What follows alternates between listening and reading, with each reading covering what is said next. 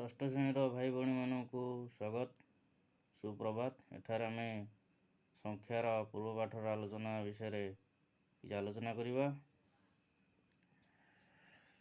ଆମେ ଜାଣିଛନ୍ତି, ତଥାପି ଆମେ କିଛି ଆଲୋଚନା କରିଦେବା। ଏକ ଅଙ୍କ ବିଶିଷ୍ଟ କ୍ଷୁଦ୍ରତମ ସଂଖ୍ୟା କିଏ? ଜାଣିଛନ୍ତି 1। ଏକ ଅଙ୍କ ବିଶିଷ୍ଟ ବୃହତ୍ତମ ସଂଖ୍ୟା 9। 2 ଅଙ୍କ ବିଶିଷ୍ଟ କ୍ଷୁଦ୍ରତମ ସଂଖ୍ୟା 10। 2 ଅଙ୍କ ବିଶିଷ୍ଟ ବୃହତ୍ତମ ସଂଖ୍ୟା 99। 3 ଅଙ୍କ ବିଶିଷ୍ଟ କ୍ଷୁଦ୍ରତମ ସଂଖ୍ୟା 100। 3 ଅଙ୍କ ବିଶିଷ୍ଟ ବୃହତ୍ତମ ସଂଖ୍ୟା 999। 4 ଅଙ୍କ ବିଶିଷ୍ଟ କ୍ଷୁଦ୍ରତମ ସଂଖ୍ୟା 1000। 4 ଅଙ୍କ ବିଶିଷ୍ଟ ବୃହତ୍ତମ ସଂଖ୍ୟା 9999। 5 ଅଙ୍କ ବିଶିଷ୍ଟ କ୍ଷୁଦ୍ରତମ ସଂଖ୍ୟା 10000 ବା 1 ଅୟୁତ। 5 ଅଙ୍କ ବିଶିଷ୍ଟ ବୃହତ୍ତମ ସଂଖ୍ୟା 99999। 6 ଅଙ୍କ ବିଶିଷ୍ଟ କ୍ଷୁଦ୍ରତମ ସଂଖ୍ୟା 1 ଲକ୍ଷ। 6 ଅଙ୍କ ବିଶିଷ୍ଟ ବୃହତ୍ତମ ସଂଖ୍ୟା 9,99,999।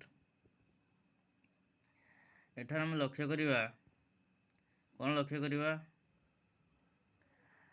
ଦେଖ, 1 ଅଙ୍କ ବିଶିଷ୍ଟ ବୃହତ୍ତମ ସଂଖ୍ୟାରେ ଯଦି 1 ମିଶୁଛି ସେଟା ହେଉଛି 2 ଅଙ୍କ ବିଶିଷ୍ଟ କ୍ଷୁଦ୍ରତମ ସଂଖ୍ୟା। ତାପରେ ଲକ୍ଷ୍ୟ କରିବା, 2 ଅଙ୍କ ବିଶିଷ୍ଟ ବୃହତ୍ତମ ସଂଖ୍ୟାରେ 1 ମିଶିଲେ ସେ ହେଉଛି 3 ଅଙ୍କ ବିଶିଷ୍ଟ କ୍ଷୁଦ୍ରତମ ସଂଖ୍ୟା। ପୁଣି 3 ଅଙ୍କ ବିଶିଷ୍ଟ ବୃହତ୍ତମ ସଂଖ୍ୟାରେ 1 ମିଶିଲେ ସେ ହେଉଛି 1000, ଯାହାକି 4 ଅଙ୍କ ବିଶିଷ୍ଟ କ୍ଷୁଦ୍ରତମ ସଂଖ୍ୟା। ସେହିଭଳି 4 ଅଙ୍କ ବିଶିଷ୍ଟ ବୃହତ୍ତମ ସଂଖ୍ୟାରେ ବୃହତ୍ତମ ସଂଖ୍ୟା କେତେ? 9999। 1 ମିଶିଲେ କେତେ ହେଉଛି? 5 ଅଙ୍କ ବିଶିଷ୍ଟ କ୍ଷୁଦ୍ରତମ ସଂଖ୍ୟା, ଯାହାକି 10000। 5 ଅଙ୍କ ବିଶିଷ୍ଟ ବୃହତ୍ତମ ସଂଖ୍ୟା 99999, ଯେହେତୁ 1 ମିଶିଲେ ହେଉଛି 1 ଲକ୍ଷ। 6 ଅଙ୍କ ବିଶିଷ୍ଟ ବୃହତ୍ତମ ସଂଖ୍ୟା ହେଉଛି 9,99,999।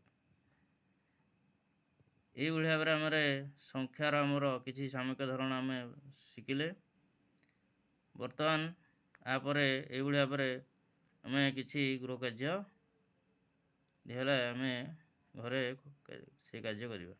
ଧନ୍ୟବାଦ।